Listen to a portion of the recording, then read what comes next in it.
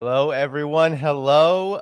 Welcome back to the stream. It has been quite a while since I have been here in the United States doing this stream. And so it is really good to be back with all of you. And I am joined by returning guest, a friend of the show, Scott Ritter. How are you doing tonight, Scott? Thanks so much for joining me. There's been a lot going on since I've been gone, and I'm so glad that you can come and help dispel some of the noise. How are you doing? I'm doing great, thanks, and thanks for inviting me. Of course, of course. So you all know what to do. Like the stream, make sure you're sharing it, subscribe to the channel, and of course, there's so many ways that you can support this channel in the link in the description, links in the description. Now, Scott, uh, I know you've recently returned from Russia. I was just in the land of the EU, as I'm calling it. I was in several countries just on a vacation, but I got to see exactly from at least a limited perspective what's been going on in Europe. But I want to hear about your experience in Russia. I know that you were doing a tour of your book, Disarmament in the Time of Perestroika, Arms Control in the End of the Soviet Union, which everyone should pick up on Clarity Press. But, yeah, tell us about your experience. How was it going to Russia? Whatever you would like to, kinda highlight because, Russia at this time is kind of a mysterious and dangerous place given all of the noise from, the US foreign policy establishment, NATO, etcetera. Well, I mean, I'm not going to lie. It was the concept of traveling to Russia. You know, it was interesting to contemplate. First of all, I honestly thought that my government would stop me, that they would prevent me from getting on the airplane, and so I was pleasantly shocked when I was allowed to board, and we were flying from Istanbul to Novosibirsk, which was our initial port of entry. Not too many Americans, not too many foreigners come into Novosibirsk as their initial point of entry. Most people come in through, Moscow, maybe St. Petersburg, maybe Sochi. Novosibirsk is sort of deep into the hinterlands of Siberia, but that was the home city of my host, the uh, Alexander Zirionov, the man who was my sponsor. Um, and so that's where we flew, and that was interesting in its own right. I think the the Russian customs and border guard people who do passport control were shocked to see American passports slid across the under their window to them. In fact, they were so shocked they said, "Time out, go sit down. We got to refer this to higher headquarters."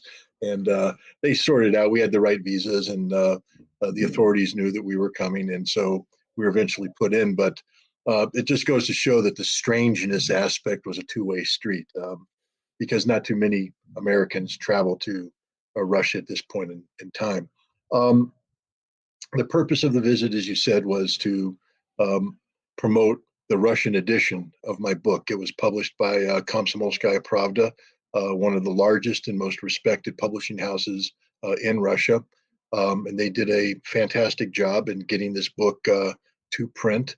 Um, they, I think they printed 15,000 copies to start with, and from my understanding, is they all sold that quick. So, yay for that.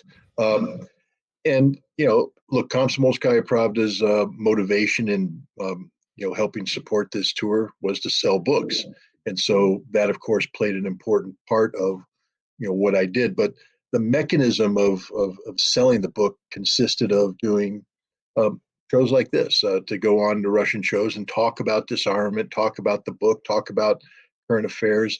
In each city I went, I did a sort of a town hall type meeting.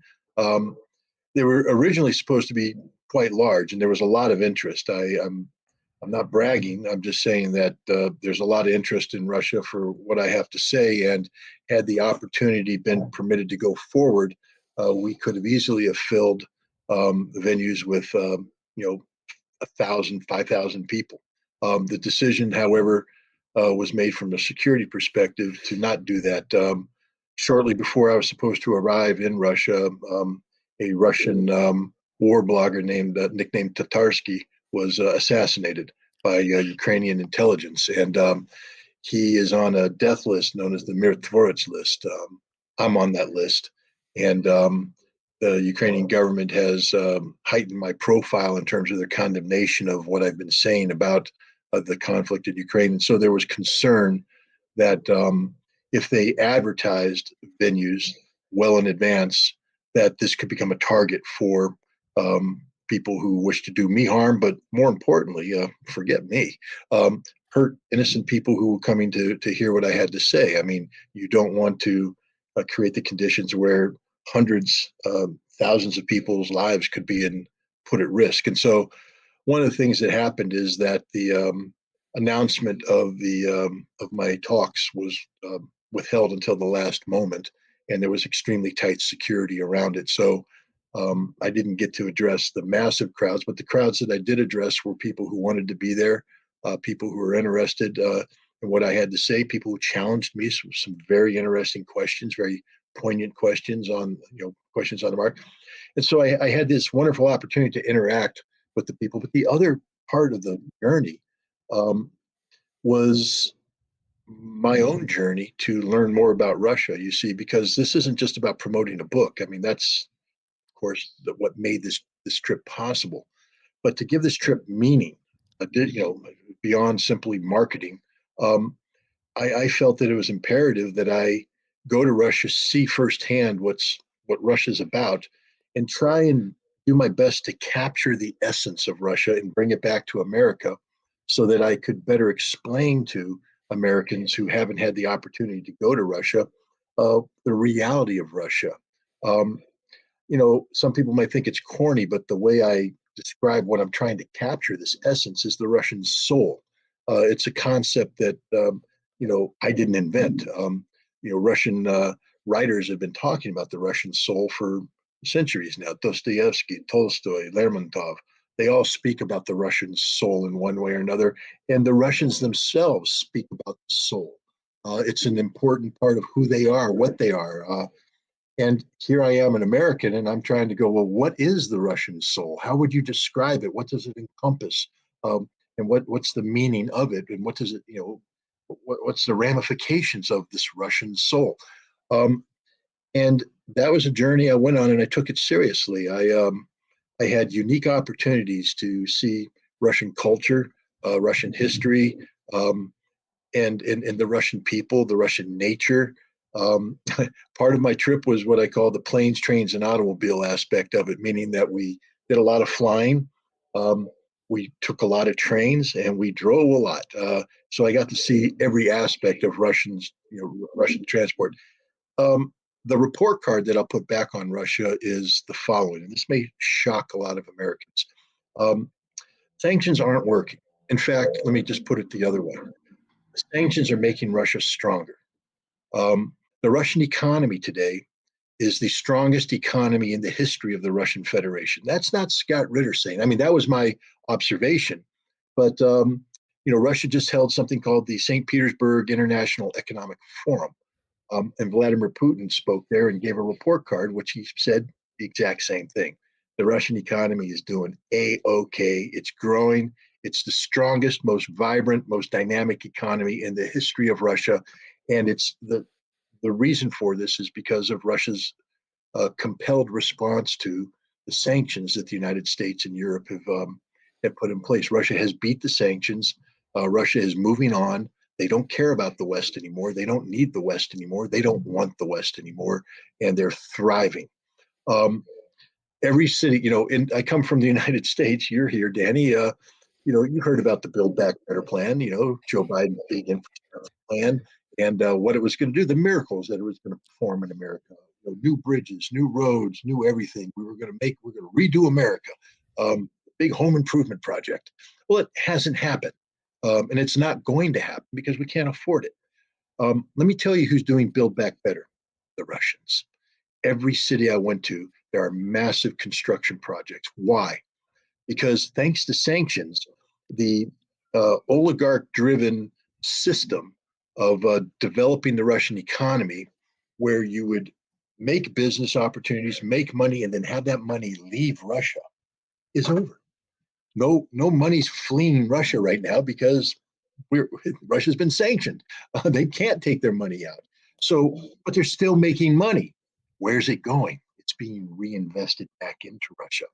And this means that city planners who used to have tight budgets, just like any American city planner, go talk to anybody, whether it's a small town like where I come from, Bethlehem, New York, or the city of Albany, state capital, but still a small state, or go to New York City.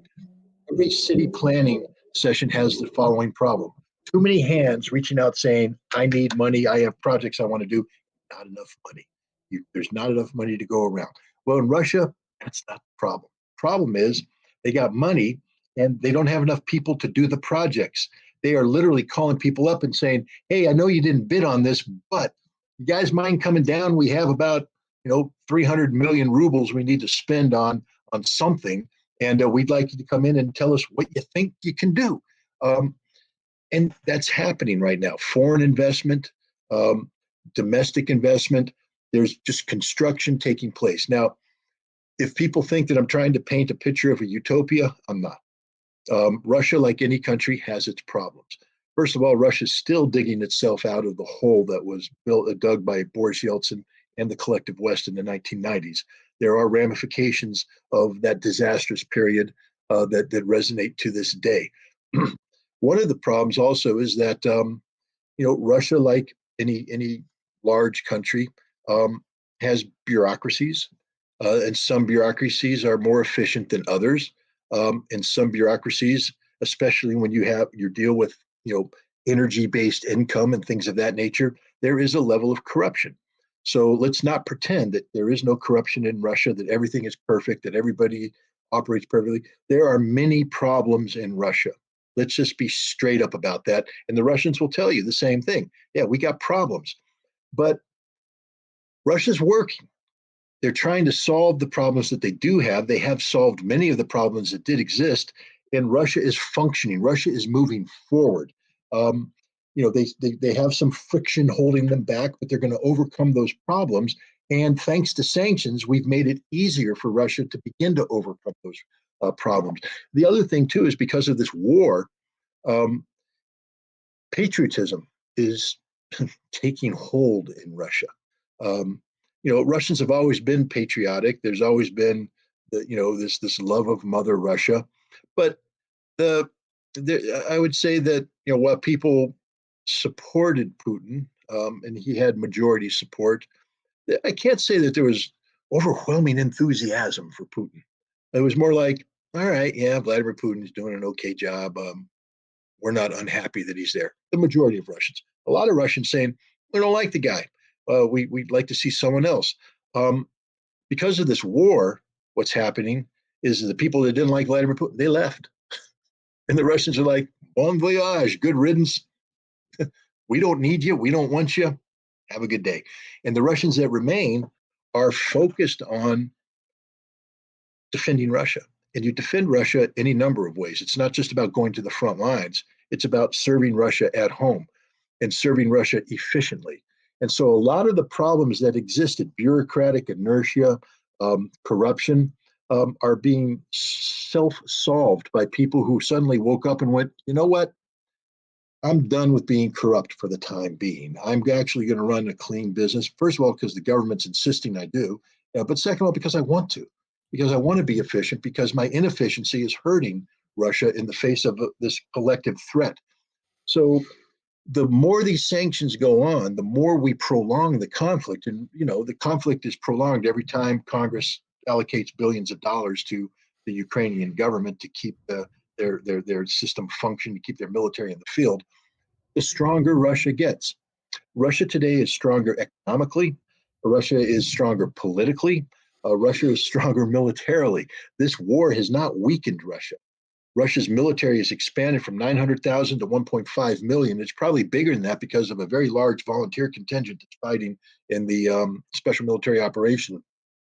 Russian defense industry is churning along, at full speed, all cylinders going, without detrimentally impacting their civilian industry. This isn't as though Russia, hit the switch and went straight over to, World War II type military only production. They have a vibrant civilian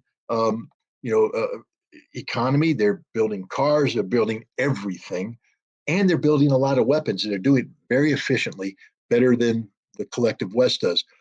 Russia is stronger today than it has ever been, and it's getting stronger. Now, that's, I guess, from the perspective of the West, that's bad news, because we ain't going to win. We're not going to beat them. Now, let me give you the good news. The Russians don't hate us. The Russians actually want to be our friends. The Russians are desperate to find a solution. And when I say desperate, I don't mean pathetic desperation. What I'm saying is the desperation of good people who want good things to happen for everybody. They don't wish the American people harm. They wish the American people prosperity, and they desire friendship with the American people if the American people are serious about it. The day of the Russians bending over backwards to appease the West is over. Russia's moving on, but what the Russians are saying is, hey, if you want to come in and join us, we're happy to have you. We'll be your friends.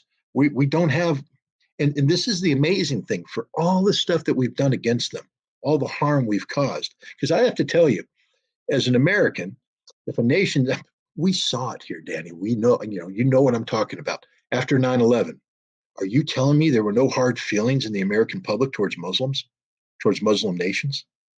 I mean, you saw how we went off and started holding to account people who had nothing to do with the attack. Hell, we went to war against Iraq that had nothing to do with 9/11, because we hold grudges. We're prejudiced. We're ignorant. And the Muslims that we turned our ire against hadn't done anything to us, but we still turned on them. Here's the Russians with the United States of America saying we seek the strategic defeat of Russia. That means the end of Russia as we know it. We are engaged in supplying a Ukrainian government that is problematic in every sense of the word. Banderist supporting, neo-Nazi leaning, non-democratic government. And we're providing them with weapons that kill Russians. Vladimir Putin, in his presentation at the St. Petersburg International Economic Forum, spoke of a casualty ratio right now in this current counteroffensive, which I'm sure we'll talk about soon, of 10 to 1. That is, for every 10 dead Ukrainians, there's one dead Russian. And on the one hand, you're sitting there going, wow, that's a massacre. But think about it. A figure I heard today from a very responsible source is that the Ukrainians have suffered 13,000 dead so far. That's 1,300 Russian dead. 1,300 Russian dead. That's a lot of widows. That's a lot of moms burying their sons. That's a lot of sons and daughters missing their fathers. That's a lot of families whose lives are forever ruined by this conflict.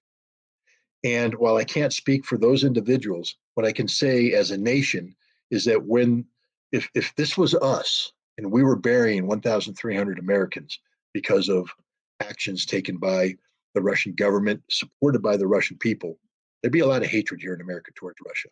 We'd have reason to hate them. There's no hatred in Russia.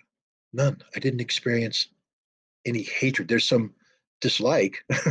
People are strongly disliking, but they dislike the policy. They dislike the government.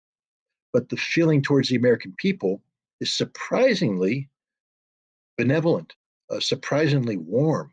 And that's the good news, is no matter what we've done, no matter the sins that we have committed collectively against Russia, and we have committed many sins, the Russian people there's enough heart in there to forgive what we've done and to be willing to work with us to move forward. And that's the only hope we have right now, is that the Russian people will find it in their hearts when this war is over, and this war will end, and we will not win. They will. They will not be the kind of victor America is, a vindictive victor. We hold people to account. The Russians aren't going to be that. The Russians are going to be a good neighbor, a good citizen, a good global citizen. And that's the one redeeming feature of this entire disaster that's taking place, is that there is an off-ramp. There is hope for the future, but it's only because of the quality of the Russian people and, frankly speaking, the maturity of the Russian government. This is what I saw when I went to Russia. Incredible to hear. hear that, Um, I was in Europe for 3 weeks. I happened to be in Brussels and, the land of the EU, so to speak. And it was just you can see the decline. I mean, you can see it in your pocketbook real quick because everywhere you go, I was in Germany as well. The prices are ridiculous. You can see the infrastructure crumbling. Even these like wonderful trains, which we live in the United States, so there's very little of the kind of trains you even see in Europe. But even their trains, they're breaking down. They're stopping. They're throwing people off the trains, telling you, "Oh, sorry, you're not going to get to your location. Figure it out." There's no workers because they're cutting everything back. And I'm wondering, Scott, before we get into the conflict itself, what does Russia think about what's going on? I mean, what did people you spoke to in Russia think about what's happening in the U.S. and Europe? Because it seems like, as you said, Russia is rising, it's growing, it's strengthening. And on the other hand, those very countries, the NATO countries, the EU, the United States that are waging this proxy war, they are suffering pretty dire consequences. It's quite obvious. I mean, the prices in Germany just out of this world. I was in Prague and Czech Republic. The prices, no one can live there. I don't know how anyone lives there given the wages and how inflation has decimated. And then you see Ukraine flags everywhere. Everywhere. It was just maddening. Everywhere you go, Ukraine flag, all the businesses are changing their like brands and their signs to put the Ukraine. It was really sickening to see. But I'm wondering what did people you spoke to think about what's happening in the U.S. and Europe? well, let me start by saying this. The United States has imposed, together with Europe, massive sanctions on Russia.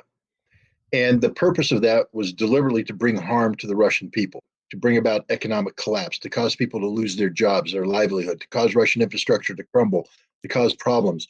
And had that happened, Americans would be high fiving themselves.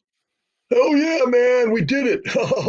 We made the ruble rubble, baby. We brought down the Russian. High five. Let's get a beer. Hey, America's great. We made the Russians feel pain. Aren't we good people? Um, so now, the Russians didn't start off to bring pain to Europe or to the United States. It's never been their objective. But because of the sanctions boomeranging back on Europe and the United States, there are problems. And I will tell you this: not every Russian. I mean, all Russians are upset about this. They're not happy about this. I mean, some of them are like, well, you brought it on yourselves. You know, we didn't want this, but you brought it on yourselves. We're sorry this is happening to you. Um, some Russians cry. They feel bad about this. They don't feel guilty about it, but these are people that are so damn human that when they hear about what's happened, they get emotional. They feel pain. They have empathy. They have sympathy. These are just damn good people. Damn good people. There's no Russian doing a jig, gloating over the fact that the Germans are paying high energy prices, that German workers are losing their jobs, that Americans are getting punished at the pump, etc. I didn't meet a single Russian who was like, "Oh yeah, baby, the Americans are feeling the pain. We're happy." None of that. I'm not saying that doesn't exist. I'm sure somewhere in Russia there's people that dance a jig when they hear that America feels pain. And yeah, be honest, I can't blame them. But every Russian I met, maybe because they were meeting an American and they didn't want to display maybe their true, but I always felt that they're very open. The one thing I'll tell you about the Russians is they're an open damn book. Now, that book will stay closed for the longest time because they're a little reticent and all that stuff. But when they decide to sit down and get to know you, that book comes open. And they're like flipping through all the pages. This is who I am. This is who we are. So the Russians that I dealt with, they came down and they opened up the book, and people cried about what's happening here. They were sorry. They were emotional. They didn't want it to happen. They don't want it to happen. Um, this is just the God's honest truth. The Russians are not gloating over pain being brought. And one of the reasons why is that the Russians know pain. You see, in America, now you and I know we have people that know pain. Look at the army of homeless that exists in this country. Look at everybody who's living paycheck to paycheck. I was trying to explain to the Russians. I said, you guys think that I'm an American and I'm wealthy, and I can show you a photograph of my house, and you see two cars in the driveway, and you're like, wow, you're doing good. And I'm like, wow, I'm not doing good. I am 2 missed paychecks away from losing everything. Everything. The bank will take my house. The bank will take my cars because I'm paying car payments. I'm paying the house. I'm in debt up to here, as every American is. And I am 2 missed paychecks away, sometimes only 1 missed paycheck away from losing everything. Um, this is stressful being American. You know, health insurance. If you're lucky enough to have an employer that provides it, it's literally the premiums are doubling every year. And what you're getting for this doubling is less. They reduce the benefits, they double the premiums. But imagine somebody who bought into Obamacare. You can't afford Obamacare because Obamacare requires you to have $5,000 to $10,000 in the bank to pay if you get hospitalized to make that payment, because otherwise you couldn't afford the payment for Obamacare to get the platinum program. Can't afford it. Most people end up buying minimum level, which means that they have deductibles that they can't afford if they actually get sick. That's the reality of America. Student debt up the yin yang, all debt up the yin yang. And so people are under the perception that, everything's easy here. It ain't easy here. It's hard in America. It's hard to be an American, to sustain what we have. But the Russians, when they learn about this, they're shocked. They're shocked. They're like, wait a minute, what about all this prosperity? I said, it's artificial. We're in a consumer society where we fake ourselves out by continuing to buy. But most of the time when we continue to buy, we accrue more debt. So that puts more pressure on us. And then to feel better about it, we have to go out and buy that next Xbox, or I guess it's called an Xbox still, the PS5. Is it a PS5? I don't know because I don't do it, but my daughter does. So, you got to keep up with the Joneses. You got to get the new, iPhone, whatever. But again, to get it, you go more in debt, which means that paycheck issue becomes a bigger paycheck issue. I'm not saying the Russians don't have economic difficulties. They do, but they don't live under the constant fear of losing their home, losing their jobs, losing health care, being unable to go to school, because that's not how Russia works. It's a pretty good place to live. I'm not going to go live there because I'm an American. I belong here in America. My job is to fix my country. I love my country. But I'm honest enough to say that the quality of life in Russia is decent. It's getting better. And it goes beyond simple consumer-driven things. See, Americans tend to judge quality of life by what we own, what we've acquired. Russians judge quality of life by quality of life, meaning, can I go out with my friends? Can I take a vacation? Can I just stroll the streets and go through a park without worrying about being mugged? Go to a museum and enjoy the history. That's quality of life for the Russians. And most Americans don't have that because we're working long hours. We come home, we eat, we go to bed, we get up, we go back, we work long hours. That's our life. So the quality is what we can get, what we can buy, based upon that labor to give us, cheap thrills or whatever. But we don't take the time to actually stop and smell the roses, as that old country and western song went. The Russians do. The Russians smell the roses every single day. Hmm. Yeah, no, and this everything you said, Scott, is just not what you hear, of course,